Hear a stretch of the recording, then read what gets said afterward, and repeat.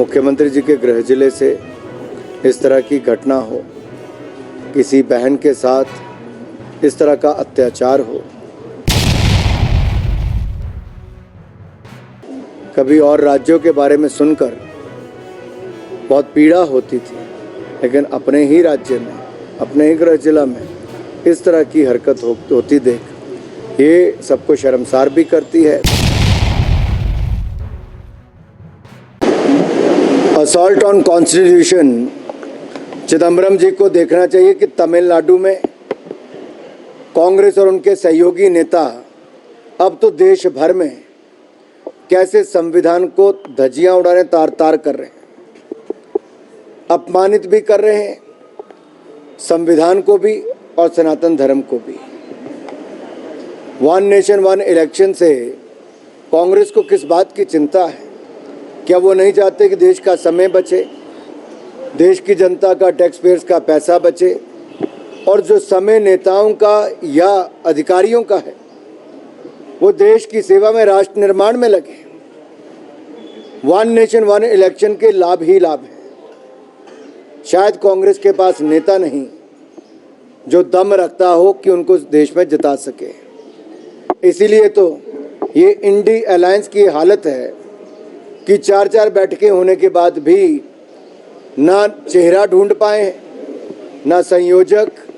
तो ये साफ पता चलता है कि भ्रष्ट यूपीए के ये भ्रष्ट चेहरे, जिनके चेहरे इतने खराब हो चुके थे कि चोला बदलने का काम कर लिया, नाम बदलने का काम किया, लेकिन चाल चरित्र चेहरे वही रहे। प्रियंका जी आई, मुझे विश्वास है अपने घर तक गई होंगी जरूर, कुछ और भी उन्होंने दौरा किया है, 2 महीने के बाद आई। अच्छा है, हिमाचल के बारे में सोचा। शायद उनको ये पता नहीं या उनके सहयोगी ने बताया नहीं कि नरेंद्र मोदी जी ने हिमाचल को हर संभव मदद समय समय पर करने का काम किया और 862 करोड़ रुपया डिजास्टर रिलीफ फंड के माध्यम से दिया है।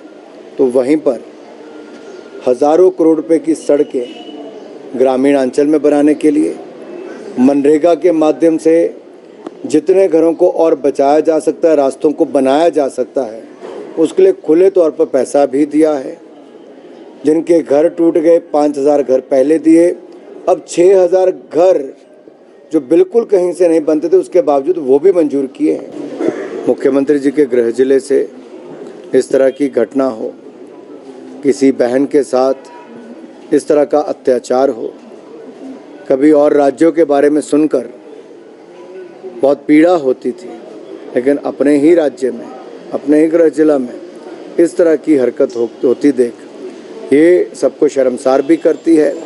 लेकिन आप देखिए, राजस्थान में कुछ दिन पहले था, 2 दिन पहले, वहाँ हर रोज़ 17 महिलाओं के साथ दुष्कर्म की घटनाएं हो रही, 17। और जैसी मणिपुर में एक घटना हुई जिसको लेकर हम सब ने कहा कि उसका जितनी निंदा की जाए उतना कम है, वैसी कई घटनाएं प्रतिदिन राजस्थान में हो रही, जहाँ कांग्रेस का राज है, जहाँ कानून व्यवस्था चरमरा गई है।